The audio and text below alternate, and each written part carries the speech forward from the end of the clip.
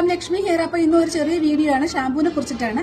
ഒരുപാട് പേരുടെ സംശയമാണ് ഞാൻ ഏത് ഷാമ്പൂ ആണ് എന്റെ ഹെയറിൽ യൂസ് ചെയ്യേണ്ടത്, എന്റെ ഹെയർ ഹെന്ന കോട്ടഡ് ആണ്, അതുപോലെ കളേർഡ് ആണ്, അല്ലെങ്കിൽ ഡ്രൈ ആണ്, ഓയിലി ആണ്, അങ്ങനെയൊക്കെ.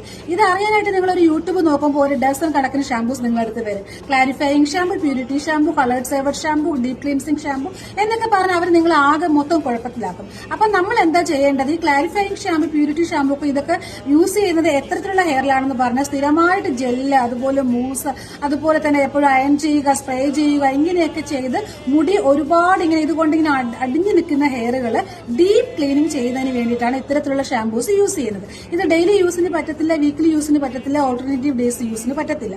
ഇത് മന്ത്ലി ഒക്കെ മാത്രമേ നമുക്ക് ചെയ്യാൻ പറ്റത്തുള്ളൂ. കാരണം ഡീപ്പ് ക്ലീനിങ് ആയതുകൊണ്ട് ആഫ്റ്റർ ക്ലീനിങ് നമ്മുടെ ഹെയർ ഭയങ്കരമായിട്ട് ഡ്രൈ ആകും. അപ്പോൾ അതുപോലെ തന്നെ ഒരു നറേഷിങ്, അതായത് ഡീപ്പ് കണ്ടീഷനിങ്ങും ആവശ്യമാണ്. നമ്മളൊരു സലൂണിൽ പോയൊക്കെ അത് ചെയ്യുവാണെങ്കിൽ ഒത്തിരി ബെറ്റർ ആണ്. ഇനി നമുക്ക് എന്താ പറ്റിയത്? നമുക്ക് പറ്റുന്നത് എന്തെന്ന് പറഞ്ഞാൽ ഏറ്റവും നല്ലത് സൾഫേറ്റ് ഫ്രീ ആയിട്ടുള്ള മൈൽഡ് ഷാമ്പുകൾ യൂസ് ചെയ്യുക.